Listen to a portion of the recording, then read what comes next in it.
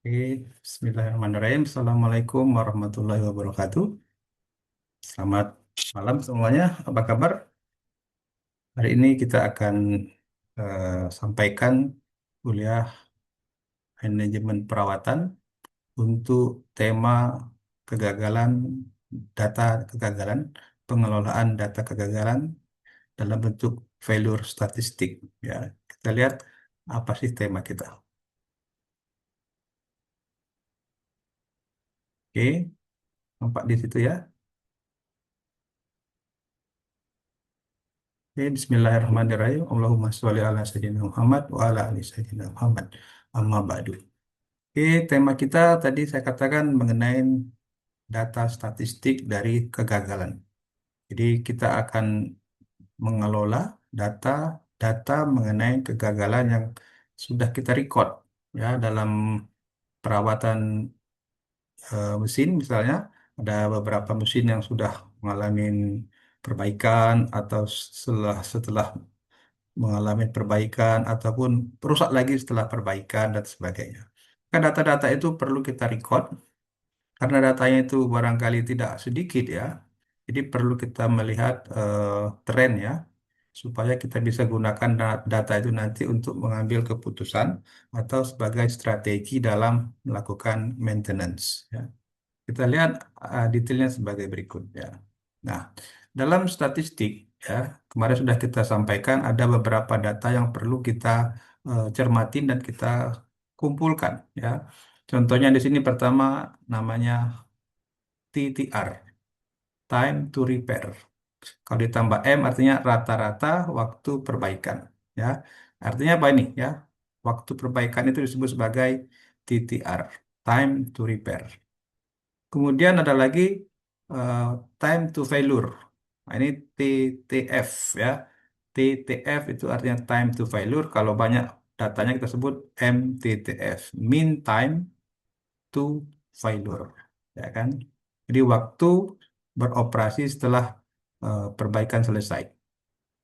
Kemudian dia rusak lagi. Ya. Kemudian ada lagi namanya MTTF atau waktu antara kegagalan pertama dan kegagalan berikutnya disebut sebagai TTF. Satu lagi yang terakhir disebut sebagai TTA, yaitu waktu diketahuinya mesin itu rusak.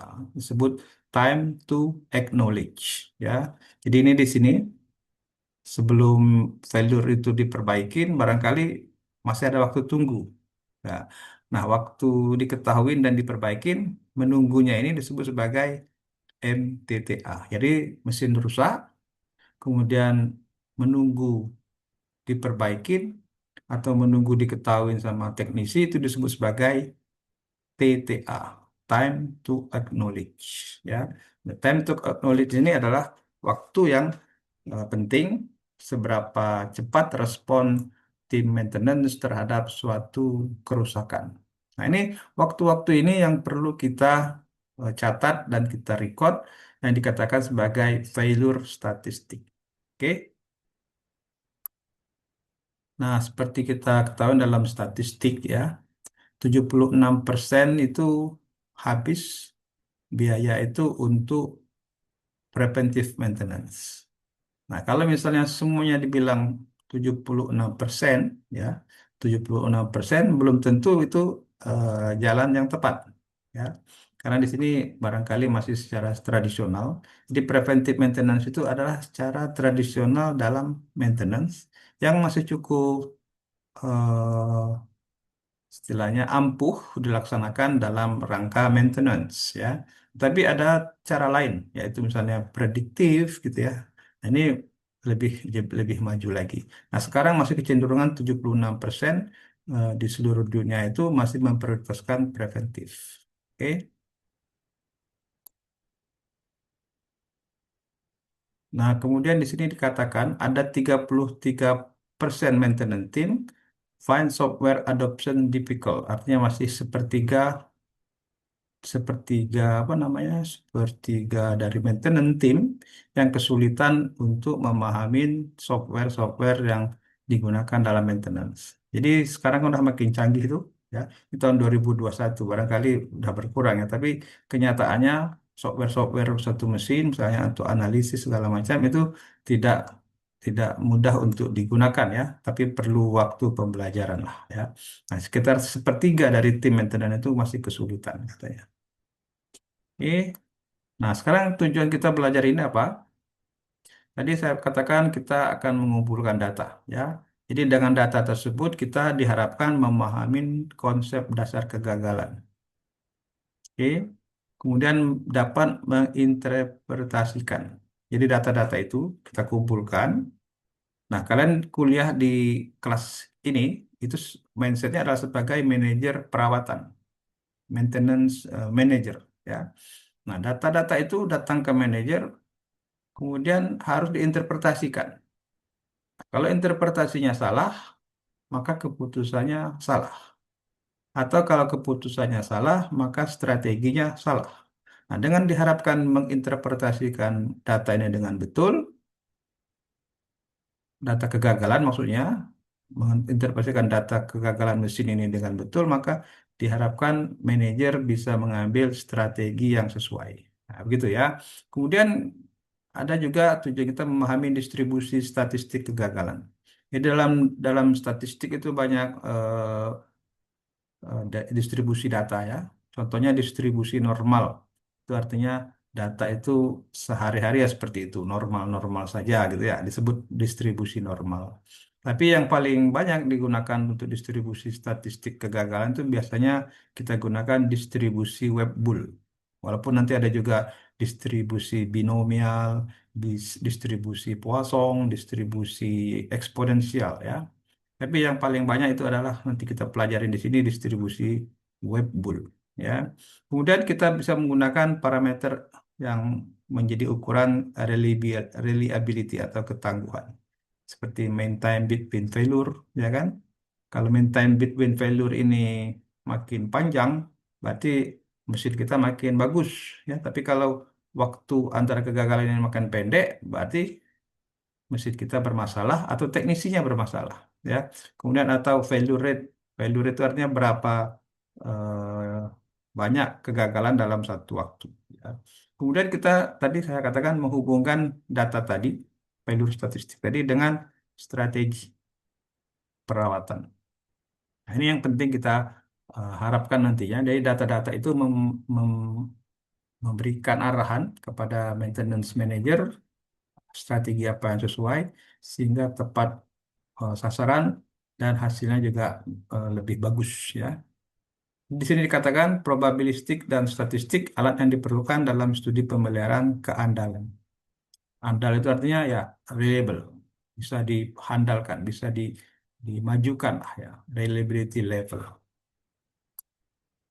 Apa itu failure? Nah, failure ini kalau kita bicara mesin rusak ya, apa itu kerusakan? Kerusakan adalah kondisi ketika suatu komponen atau sistem tidak mampu menjalankan fungsi yang diharapkan dalam kondisi tertentu. Itu dikatakan rusak. Contohnya ada bearingnya macet, ya, atau motor listrik overheat, atau konveyor berhenti. Nah, itu dikatakan apa? Rusak.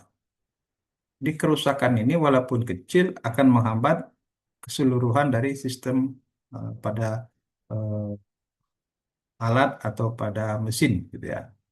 Contoh yang sederhana misalnya. Mobil rodanya 4, kempes satu bannya, nggak bisa berjalan, walaupun cuma satu, ya kan? Ini artinya kerusakan pada komponen akan mengakibatkan tidak berfungsinya keseluruhan dari mesin tersebut, ya. Jadi failure ini bukan rusak total ya, tetapi juga bisa performance-nya turun atau tidak memenuhi spesifikasi, ya. Misalnya kalau kita jalankan mesin, outputnya itu misalnya harusnya 1000, dengan adanya masalah mesin menjadi melambat, performanya turun. Nah, itu bisa dikatakan juga rusak ya. Tidak hanya berhenti baru dikatakan rusak ya, tapi sudah melambat itu dikatakan juga rusak. Atau tidak memenuhi spesifikasi. Jadi yang output yang dihasilkannya misalnya banyak yang tidak sesuai. Ini juga dikatakan failure. Jadi failure itu bukan rusak total, tapi eh, fungsinya yang diharapkan itu tidak tidak berjalan dengan baik. Oke. Ini perlu dicermatin atau dipahamin oleh para manajer maintenance. Ya. Kenapa ini penting? Ya, kalau tidak ada data, maka maintenance itu sifatnya hanya reaktif, jadi hanya menunggu. Mesin rusak, perbaikin. Jadi dengan data kerusakan ini kita olah, kita jadikan acuan, maka maintenance bisa melakukan tindakan prediktif atau preventif atau lakukan cost efisien. Contohnya sederhana, misalnya kita tahu mesin rusak setiap 2 minggu. Nah, ini kita bisa jadwalkan lah maintenance sebelum itu, ya kan? Kita amat-amatin mesin itu rusak setiap 2 minggu. Oke lah, kalau seperti itu gejalanya kita katakan sebelum 2 minggu mesin itu harus sudah diperbaikin. Jadi kalau tanpa data kita selalu kaget ada kerusakan. Tapi kalau dengan adanya data, kemudian kita olah, kemudian kita jadikan panduan, maka mudah-mudahan kekagetan itu berkurang. Ya, jadi kita lebih melakukan tindakan itu prevent. Jadi sebelum rusak, kita sudah lakukan perbaikan. Atau prediktif. Kita bisa ramalkan kapan dia rusak. Ini pentingnya data ini di apa namanya, didapatkan dan diolah. Data-data apa yang perlu kita dapatkan ya? Ada di sini saya tuliskan 5 ya, tapi sebenarnya ada beberapa lagi. Tadi di depan tadi ada 4 sebenarnya, sini TTA tidak saya masukkan. Tapi perlu juga nanti kalau dimasukkan di sini TTA, time to acknowledge. Yang pertama di sini kita bahas TTF. Nah, ini penting untuk apa? Eh, Misalnya mengamatin satu apa namanya satu komponen misalnya time to failure. Jadi waktu sampai gagal pertama dari kondisi baru gagal. Nah, ini contohnya produk yang tidak bisa diperbaikin atau kita lakukan analisis umur komponen.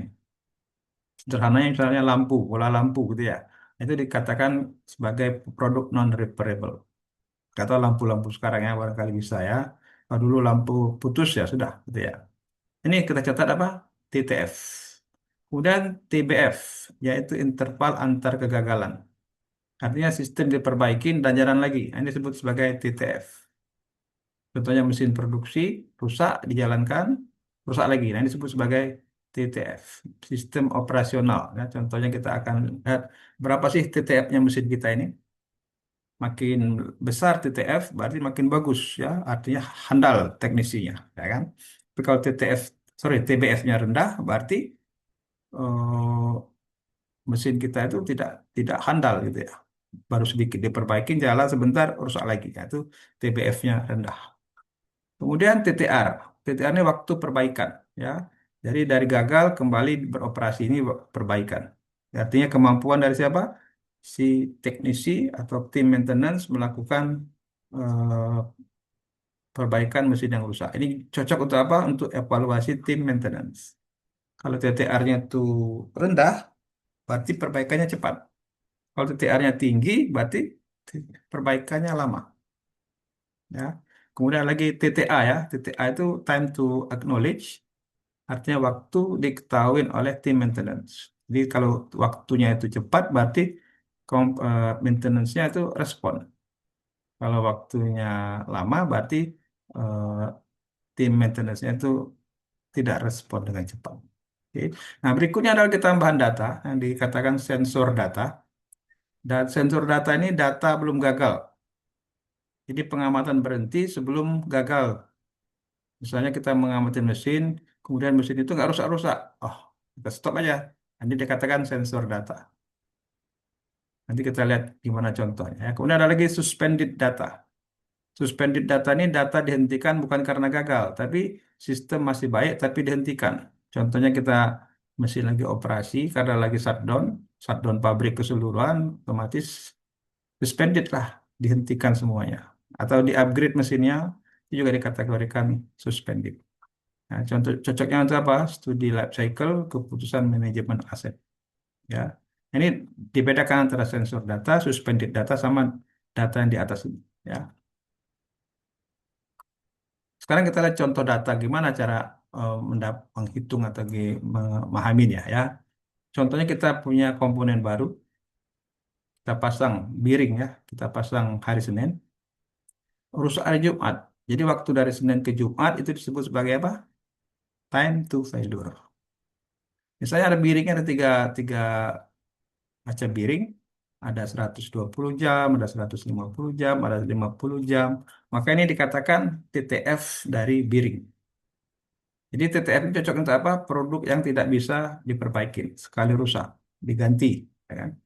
Atau untuk analisis keandalan awal. Ini bisa digunakan distribusi web bull. Ya. Ini anunya ya, kegunaannya. Berikutnya TBF. TBF tadi apa? Waktu antara kegagalan. Contohnya mesin produksi.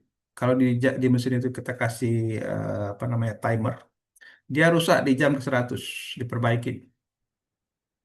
Diperbaiki misalnya 1 jam atau 2 jam, rusak lagi di jam ke 250. Nah, ini dikatakan TBF-nya adalah 250 kurang 100. Termasuk ini repair ya, termasuk repairnya juga. Jadi ini TBF-nya apa? 150 jam. Jadi kalau kita contohnya satu mesin itu kejadian pertama itu rusak di jam 100, kemudian rusak lagi ke jam 250, maka rusak lagi ke jam 400. Nah, ini TBF-nya itu adalah ini ya, pengurangan dari eh, saat ini dikurangi sebelumnya. Oke, digunakan untuk sistem yang bisa diperbaiki. Misalnya contoh mesin produksi, kendaraan gitu kan ya. Kemudian hitung MTBF. MTBF-nya artinya dijumlahkan dirata-ratakan. Ya kan ya. Atau untuk analisis performan operasional. Artinya kehandalan dari mesin itu dalam satu sistem operasi gimana. Ya. Kalau TBF-nya itu makin besar, berarti operasionalnya itu lebih handal. Tapi TBF-nya itu rendah, berarti operasionalnya kurang handal. Seperti itu ya. Berikutnya lagi TTR, yaitu waktu perbaikan ya. Jadi kehandalan kecepatan perbaikan dari pihak maintenance atau teknisi. Contohnya mesin rusak jam 10.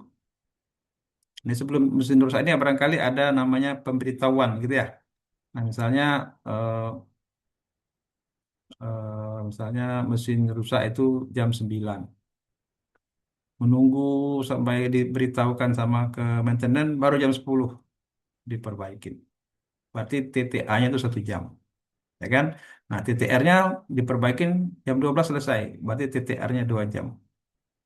Kemudian ada mesin-mesin yang sejenis, misalnya mesin pompa kah, atau mesin jahit lah gitu ya.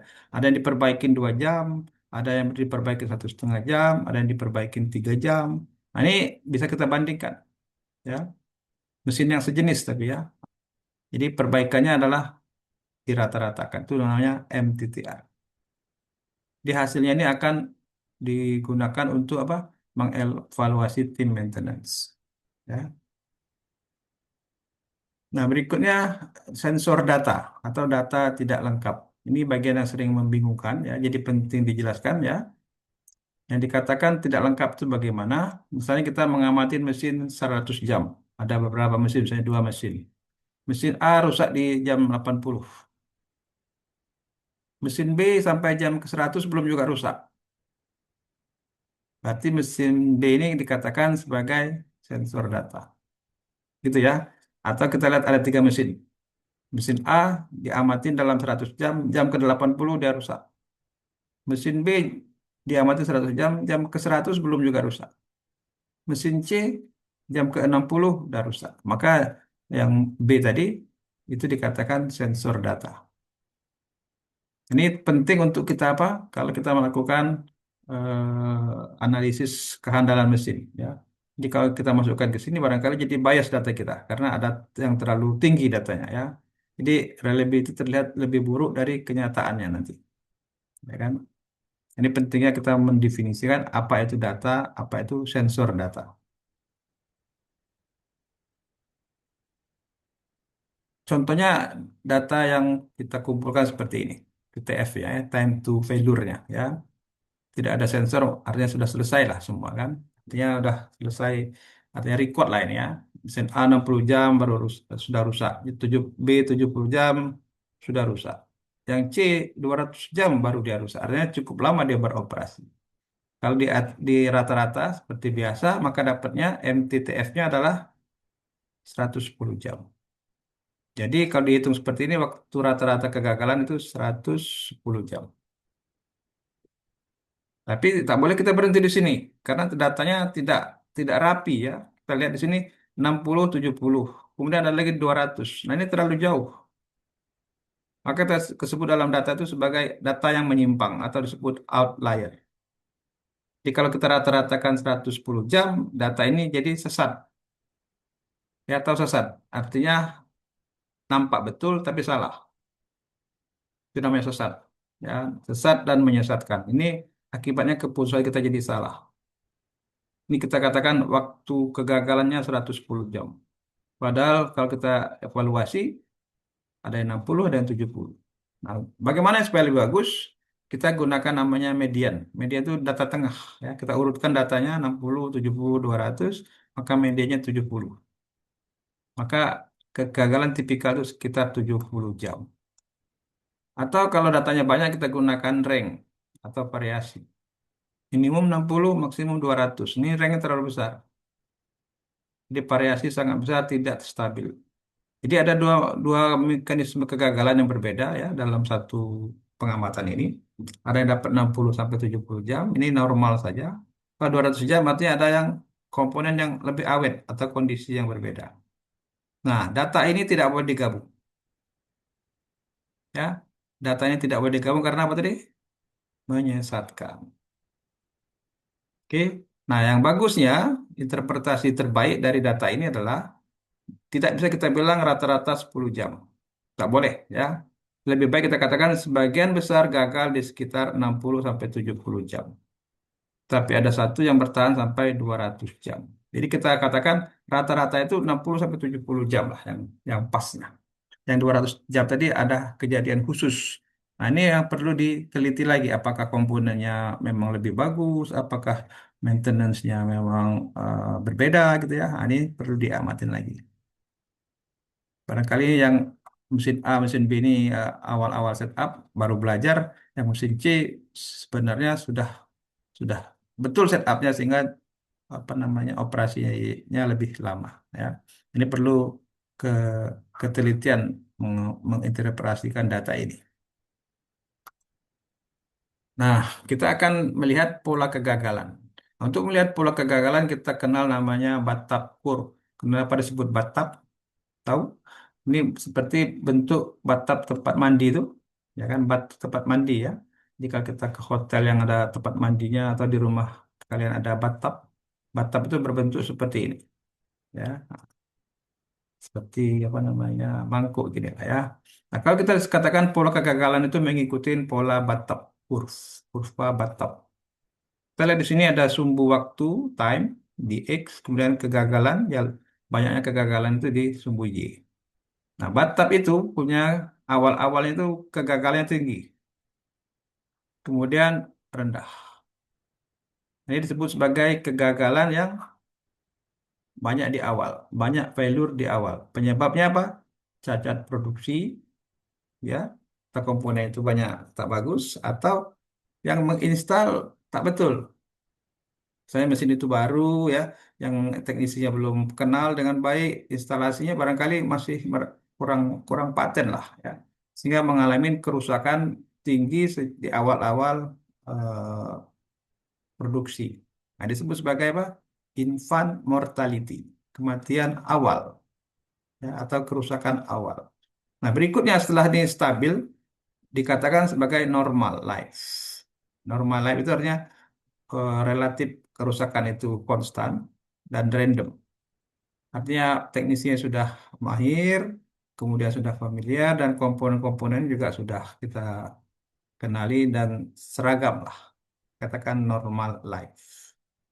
Tetapi kalau kita amatin, makin lama mesin itu makin tua, ya, maka dia makin mulai banyak masalah.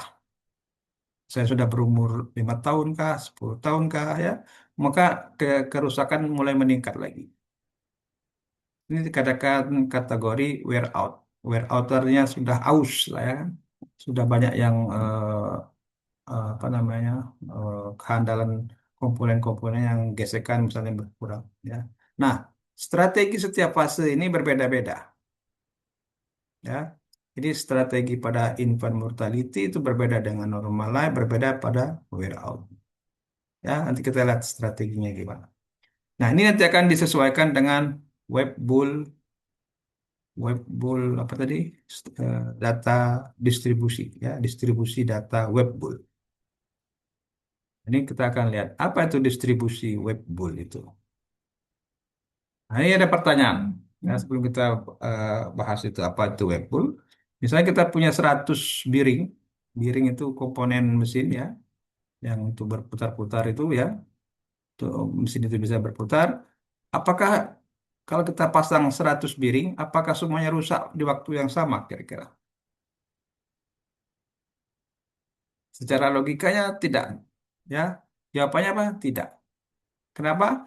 Ya banyak faktor yang menyebabkan kerusakan itu. Misalnya biringnya sendiri secara secara statistik tidak semuanya bagus, atau cara memasangnya tidak pas, ya kan? Jadi ini kemungkinan menyebabkan kerusakan juga. Jadi kalau ditanya apakah dari 100 biring semuanya rusak waktu yang sama, jawabnya pasti tidak. Pasti ada pola-polanya. Berarti kegagalan itu punya pola. Gimana cara memahami polanya? Nah, ini yang kita akan gunakan distribusi web bull. Oke. Nah, web bull ini adalah alat ya, alat statistik yang bagus untuk maintenance untuk menjawab tiga pertanyaan. Pertama, kapan komponen gagal? Jadi kalau kita tahu kapan komponen itu gagal, misalnya bearing tadi, kita tahu bearing itu rata-rata gagalnya misalnya 100 jam. Berarti kalau kita dalam 100 jam, kira-kira udah harus standby penggantinya. Karena 100 jam umurnya cuma. Ya kan? Kemudian nomor dua, seberapa besar peluang masih bertahannya komponen. Ketiga, pola gagalnya seperti apa. Nah, ini yang akan dijawab oleh distribusi web pool. Dan ini juga semua penting untuk diketahui oleh orang-orang maintenance.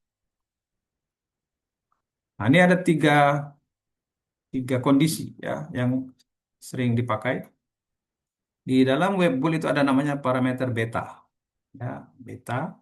Beta itu misalnya nilainya kurang dari satu, tapi lebih dari nol ya. Misalnya 0,5 gitulah, 0,6.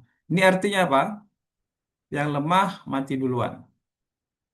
Artinya banyak gagal di awal. Contohnya tadi kayak tadi apa? Distribusi apa? Batap tadi ya, batap kurve tadi. Banyak gagal di awal. Ini identik dengan beta kurang dari satu. Baru setelah itu dia stabil. Contohnya analoginya adalah produk cacat atau instalasi yang baru belajar. Ya, ini dikategorikan beta kurang dari satu. Kemudian kalau sudah stabil, betanya sama dengan satu. Jadi bisa kapan saja gagal, tidak peduli umur ya. Misalnya analoginya lampu tiba-tiba mati gitu ya. Jadi tidak tahu kita kapan gagal. Itu random. Kemudian beta kurang dari satu, lebih dari satu. Ini dikatakan semakin tua semakin lemah. Ini contohnya analogi motor tua sering mogok. Nah, ini tiga macam ini, tiga kondisi ini dari parameter beta pada distribusi web bull ini ada tiga. Nah, tiga ini akan mempunyai interpretasi yang berbeda-beda. Oke, ini interpretasi nanti akan kita gunakan untuk apa? Strategi. Kita lihat lebih detail. Nah, ini ya kurvanya, kurva web bull. Ini web bull ini saya di sini menggunakan K. Jadi ada menggunakan K dan menggunakan beta. Jadi di sini saya katakan K itu sama dengan beta, bentuk kegagalan. Ya. Contohnya yang merah ini beta sama dengan setengah. Yang merah. Ya. Ini probability kegagalannya. Ya. Yang merah ini density-nya tinggi di awal, kemudian rendah di akhir. Ya kan? Dikatakan high rarely value rate dan rapid decline. Setelah itu langsung turun. Yang kedua, K-nya sama dengan satu atau beta sama dengan satu, konstan. Ya, ini mulai dari satu dia exponential decay, memoryless. Ya. Yang ketiga, beta lebih dari satu. Ya, betanya lebih dari satu atau K sama dengan dua, dia akan seperti ini polanya. Dia naik kemudian menurun. Jadi low early failure, increasing over time, kemudian jadi seperti ini, gitu ya. Jadi berbentuk seperti itu. Ini kondisi kalau beta lebih dari satu.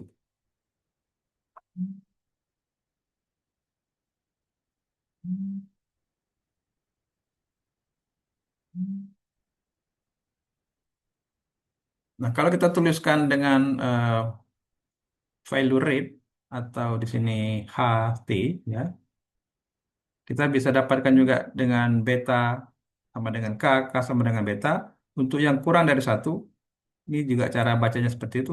Jadi ini K kurang dari satu, maka kegagalan itu banyak di awal, kemudian hilang. Ya, kalau K sama dengan satu ini konstan, artinya kadang rusak, kadang bagus, kadang rusak, kadang bagus. Ya, kalau yang K atau beta lebih dari satu, maka di sini dia mulai banyak kerusakan di akhir. Makin lama rusaknya makin banyak, ya kan ini waktu ini makin lama makin berumur, dia mulai banyak rusak. Ini kebalikan dari tadi yang K kurang dari satu. Awal-awal rusak langsung turun. Sebentar aja rusak. Ya. Ini dikatakan sebagai eh, pola dari suatu kegagalan. Ya, ini rumusnya seperti ini. Nah, ini kita tulis juga sama ya dengan tadi reliability kemudian probability of failure. Kita bisa juga tulis seperti ini. Ya, ini yang kurang dari satu sama dengan satu, kemudian lebih dari satu. Kemudian rumusnya apa sih? Distribusi Whirlpool, ini rumusnya. Ya, RT, RT itu adalah peluang untuk masih hidup, artinya berapa besar dia peluang dia masih bisa beroperasi. Itu sama dengan epsilon X, epsilon pangkat minus T waktu, kemudian eta itu umur karakteristik dipangkatkan beta. Baru di epsilon kan. Ya, tinggal digunakan X saja sama dengan E bagi T slash eta pangkat beta. Ya, nah ini bacanya eta, ini bacanya beta. Oke, ini rumusnya perlu kalian ketahui ya. Nah sekarang kita praktekkan ya. Jadi data tadi kita praktekkan bagaimana caranya, kita lihat data time to failure. Ya, misalnya di sini ada tujuh apa namanya mesin lah atau tujuh komponen. Ya, ini masing-masing punya data kerusakan seperti ini. Di 52 jam udah rusak, 65 jam udah rusak, 80 jam udah rusak. Ada yang terakhir 210 jam dia baru rusak. Artinya ini yang paling lama rusaknya. Ya, jumlah datanya ada tujuh komponen atau tujuh mesin. Sekarang kita lihat trennya seperti apa data ini. Kita gunakan langkah pertama. Ini kalian bisa gunakan nanti ya. Ini pakai Excel bisa. Jadi ini ada FT. FT ini namanya failure anunya, failure probability density-nya. Rumusnya adalah I dikurang 0,3 itu I-nya ini satu ya. Kemudian N-nya ini jumlahnya 7. Jadi kalau kita masukkan N7 maka I kurang 0,3 dibagi 7,4. Oke, gampang ya, tinggal masukkan aja. Tinggal ganti I-nya ya. Kalau I-nya satu berarti satu dikurang 0,3 dibagi 7,4. Nah, gini ya, satu maka FT-nya tadi satu dikurang 0,3 berapa? 0,7 dibagi 7, 0,1. Sekitar ini ya. Kemudian kalau I-nya 2, 0,22. I-nya 7, 0,9. Oke, ini namanya density failure ya. Density failure ya. Oke, kemudian RT, RT-nya itu adalah satu dikurangi FT.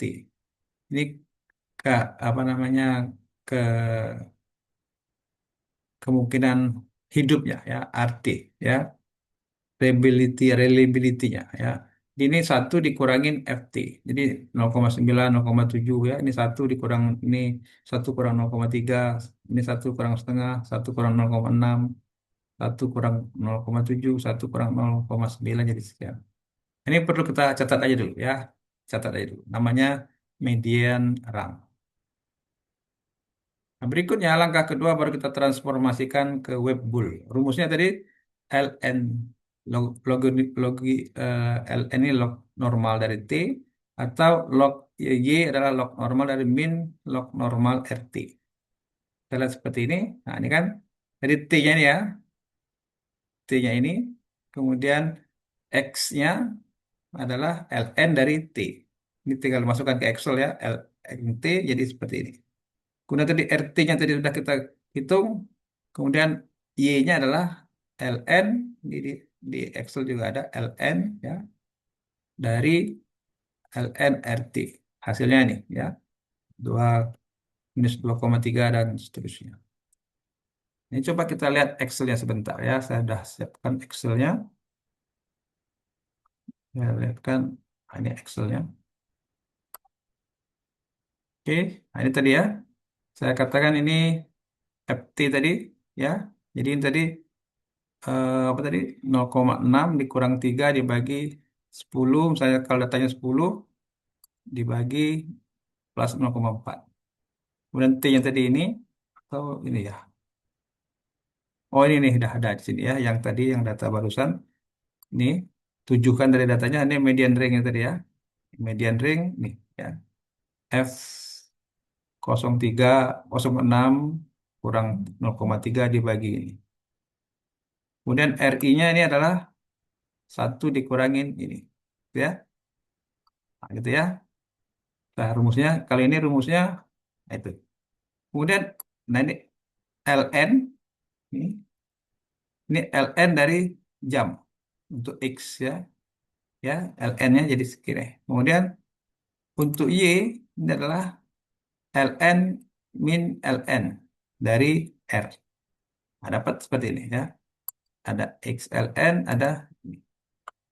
Nah, kita perlu data X dan Y ini kita hitung untuk apa? Menghitung slope. Nah, ini slope. Slope kita katakan tulis slope, kemudian alpha kita tulis slope ini sama dengan beta. Ini beta, ini alpha. Ya, ini eta. Eta itu waktu ya. Nah, ini eta itu adalah eksponensial dari eh, ini dua ini. Oke. Nah, ini kita masukkan lagi ke mana? Yang tadi itu ini ya. Tadi kita punya data X, kita punya data Y, kemudian kita lakukan apa? Regresi linear tadi. Ya, regresi linear jadi Y sama dengan alpha tambah beta X. Jadi beta X itu di slope, alpha itu tadi apa? Eh, intercept ya. Ini intercept, betanya ini adalah slope atau kemiringan. Nah, dari hasil perhitungan kita dapat regresi betanya itu adalah 2,73, alfanya minus 13,36. Yang tadi kita hitung pakai apa namanya? Excel tadi. Nah, ini ya. Oh, beda sedikit ya, tapi mirip lah ya. Slope-nya 2, sekian, alfanya minus 10 ya.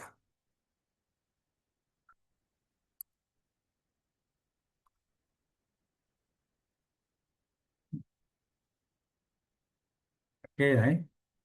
Ini hasil hitungan regresi. Jadi masing-masing ada beda tipis-tipis, tapi hasilnya mirip-mirip seperti ini ya. Nah, ini kemudian kita menghitung eta. Eta itu adalah epsilon pangkat min alfa bagi beta. Dapatnya 126,2. Ini adalah waktu karakteristik. Jadi kalau dikatakan waktu karakteristik, artinya komponen ini karakteristiknya rusak pada 126. Ya, atau waktu rata-rata rusaknya lah. Kemudian kalau kita masukkan ke rumus apa tadi? Rumus Webul RT artinya kehandalannya pada waktu 100 jam Ini waktu 100 jam kita masukkan ke sini. 100 dibagi 126 pangkat 2,73 ya, dapatnya 0,52. Berarti keandalannya ini sekitar 52% pada 100 jam. Komponen ini ya. Komponen ini keandalannya 100 jam itu kemungkinan 50-50 dah rusaknya, ya kan? Jadi eh, kalau makin tinggi T-nya kemungkinan juga makin kecil ya. Jadi pada waktu 100 jam kemungkinan rusak itu sudah 50-50 ya. Itu arti dari angka ini.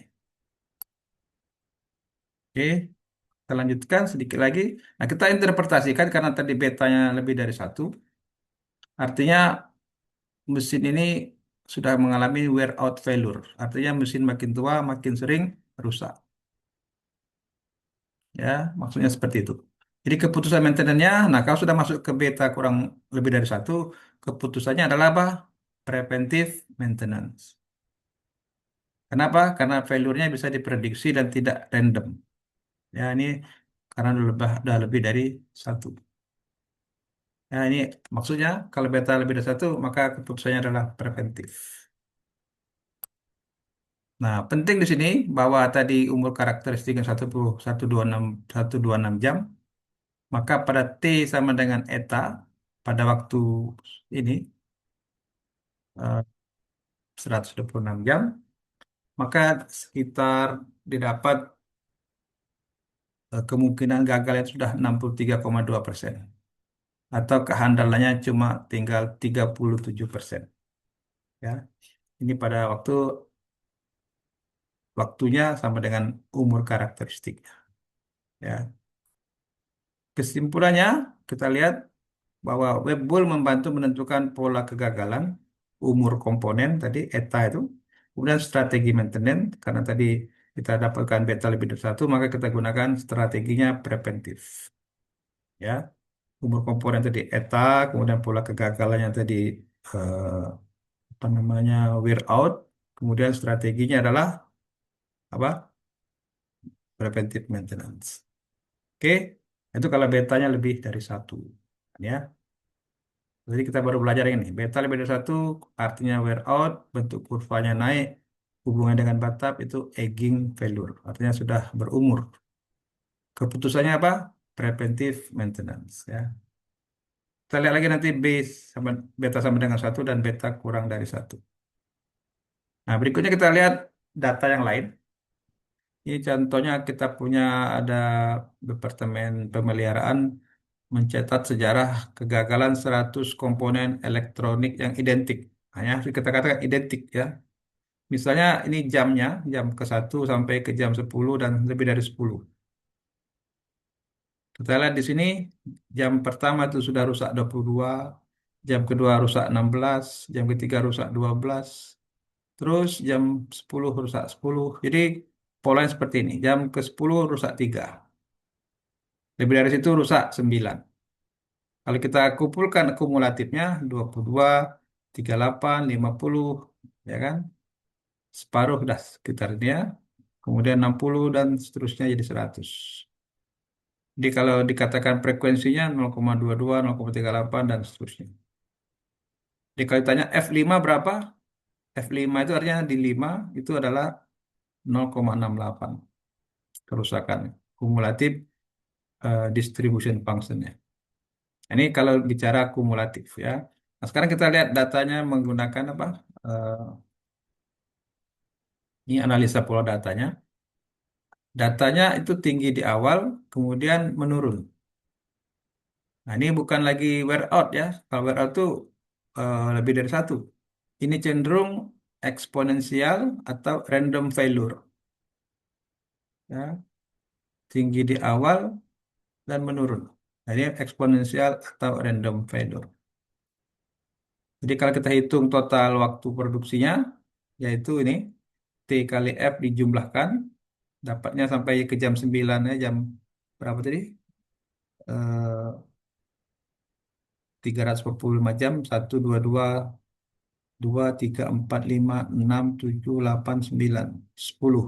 Ya kan? Kalau datanya tadi berapa? Sebentar ya. Nah, ini ya. Sampai 10 itu 3. Kemudian lebih dari 10 ada 9. Nah, ya. 345 jam. Cuma yang lebih dari 10 ini kan tidak kita tahu berapa sebenarnya lebih dari 10 itu. Ada 9 unit lebih dari 10. Ini sensor ya. Nah, ini untuk mengasumsikan kita katakan amannya kita katakan eh, yang 9 ini 10 juga. Jadi datanya adalah 90. 9 kali 10. Sehingga kita jumlahkan waktunya jadi 345 tambah 90. Kenapa kita pilih yang 10? Karena paling jauh dari 10, maka kita asumsikan ini rusak juga di jam ke-10. Padahal ini belum rusak padahal ya. Kenyataannya sih belum rusak, cuma kita asumsikan jam 10 udah rusak. Nah, kemudian kita dapat dari waktu tersebut, maka MTBF-nya adalah waktu dibagi unit 4,3 jam. Mean time to failure. Mean time between failure. Ya, MTBF. Ya, kemudian failure rate-nya adalah ini, lambda sama dengan 1/MTBF. Atau 0,23 kerusakan per jam. Gitu ya, bacanya ya, MTBF. Model reliability-nya adalah ini ya, RT sama dengan E min lambda T. Contohnya di jam kelima artinya dapat reliability-nya 0,316 artinya 31,6% masih hidup, 64% sudah gagal. Jadi pola failure-nya apa? Random, tidak bergantung umur, maka ini dikategorikan beta sama dengan 1. Nah, keputusan maintenance-nya tidak bisa preventif lagi. Ya, jadi tidak failure tidak bergantung umur. Jadi yang tepat apa?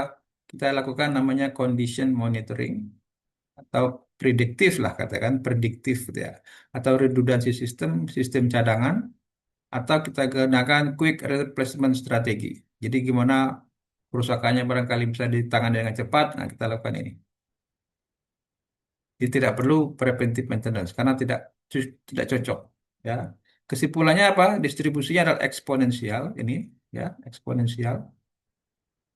Kemudian MTBF-nya 4,35 jam dan rate-nya adalah 0,23. Strateginya adalah korektif atau prediktif, bukan preventif. Oke, ini kalau beta sama dengan 1. Berikutnya beta kurang dari 1. Kita tengok beta kurang dari 1 seperti apa. Ini contoh tadi biring tadi ya, biring tadi. Misalnya dari 10 unit biring tadi, kerusakannya adalah seperti ini. 5 jam sudah rusak, 8 jam sudah rusak, 12 jam sudah rusak, 18 jam sudah rusak. Terakhir baru 200 jam baru rusak. Cuma satu atau dua yang rusaknya lama. Selebihnya rusaknya cepat. Ini cenderung dikatakan data ini apa? Awal-awal sudah banyak yang rusak. Oke. Kalau kita gunakan rumus tadi ya, FT sebagai ini ya kan? FT-nya tadi ada ini ya. Kemudian RT ini 1 dikurangin FT. Didapat, kemudian kita hitung lagi web pool-nya. Web pool-nya kita transformasikan XT ini X sama dengan LNT, kemudian RY adalah dari LN dari min LN RT. Ya, seperti ini. Ini X dan Y kita buat apa? Regresi. Ya, regresi seperti ini. Ya, nanti kalian coba di Excel itu beta itu adalah apa tadi? Slope, kemudian alpha itu adalah intercept. Oke, kalian tengok di Excel ya. Dapatnya slope-nya adalah 7,62 kemiringannya, kemudian alfanya minus 3,293. Kalau di Excel namanya intercept. Nah, ini betanya kurang dari 1. Artinya apa? Kerusakan itu awal-awal dari pemasangan. Ya, misalnya tadi minimum 5 jam, median 40 sampai 60 jam, maksimum 200 jam. Etanya ini sekitar 75 jam. Jadi waktu karakteristik komponen itu sekitar 75 jam ya dari mediannya tadi ya. Sehingga interpretasinya banyak gagal di awal ya, betanya kurang dari satu. Kemudian di sini didapat apa namanya nilai itu 0,762. Artinya ada komponen yang rusak di awal tapi tidak ekstrim ya kan. Jadi ini namanya beta kurang dari satu. Strateginya apa? Tidak cocok untuk preventive replacement. Tidak cocok. Ya, lebih cocok apa? Kita lakukan burn in test. Burn in testernya kita pilih-pilih yang mana yang bagus kita pasang. Kita tes misalnya dalam 10 jam, oke, berarti ini layak dipakai, ya kan? Misalnya 5 jam udah putus, tak bisa dipakai. Artinya namanya kita seleksi lah. Atau kita lakukan inspeksi. Karena kalau ada indikasi mana yang bagus kita pakai, yang nggak bagus kita sisihkan. Ya. Atau ternyata perbaikan instalasi atau setup kita yang salah. Nah, ini juga kemungkinannya baru belajar setup mesin, kemungkinan perbaikan cara melakukan setup. Oke, nah ini indikasi dari beta kurang dari satu. Jadi sudah kita dapatkan di beta lebih dari satu, kita pakai preventif, beta sama dengan satu, kita bisa lakukan prediktif atau korektif. Kalau yang beta kurang dari satu, kita lakukan apa? Burn in atau inspeksi atau perbaikan instalasi. Ini strategi-strategi yang berbeda sesuai dengan nilai betanya. Ya, oke. Nah itu kita kesimpulan kita tadi ada ini ya. Kalau beta itu sama dengan satu, maka kita bisa gunakan eh, ini apa prediktif. Ya, kalau dia sama dengan satu, bisa kita katakan prediktif. Kalau beta lebih dari satu, kita bisa gunakan preventif. Ya, kalau beta itu kurang dari satu, kita bisa gunakan reaktif. Nah, ini artinya strategi ini, mau preventif, prediktif, ataupun reaktif itu bergantung nilai beta tadi. Nah, itu penting untuk maintenance manager untuk mengetahui karakteristik data yang dia dapatkan. Sehingga mana yang preventif, mana yang prediktif, mana yang korektif, mana yang burn in test, mana yang inspeksi itu bisa kita pilih-pilih. Kita pilih, kita pilah. Oke, seperti itu manfaatnya. Nah, jadi itu adalah kuliah kita hari ini ya. Tolong nanti dibaca lagi. Ini ada tugas ya, tugas pribadi nih ya. Jelaskan tadi web bull distribution apa kegunaannya, gunakan contoh dalam menjelaskannya. Kemudian kalian juga jelaskan data distribusi data statistik yang lain. Binomial itu apa? Ini khusus untuk maintenance ya. Binomial itu gunanya untuk apa? Poisson itu untuk apa? Normal lagi untuk apa? Ada lagi log normal apa? Eksponensial apa? Kegunaannya di mana dalam maintenance? Kemudian apa itu CDF? Cumulative Distribution Function. Berikan persamaan CDF untuk distribusi binomial, Poisson, normal, dan sebagainya. Kemudian kalian pelajari contoh soal dalam 316, 318 buku Handbook of Maintenance yang sudah kita berikan sebelumnya. Oke, mudah-mudahan ini bisa kalian eh, pahamin dan bisa bermanfaat. Oke, terutama yang berminat untuk menjadi apa? Manajer maintenance. Oke, terima kasih atas perhatiannya. Alhamdulillah kita selesaikan kuliah kita hari ini. Assalamualaikum warahmatullahi wabarakatuh. Selamat malam. Tetap semangat.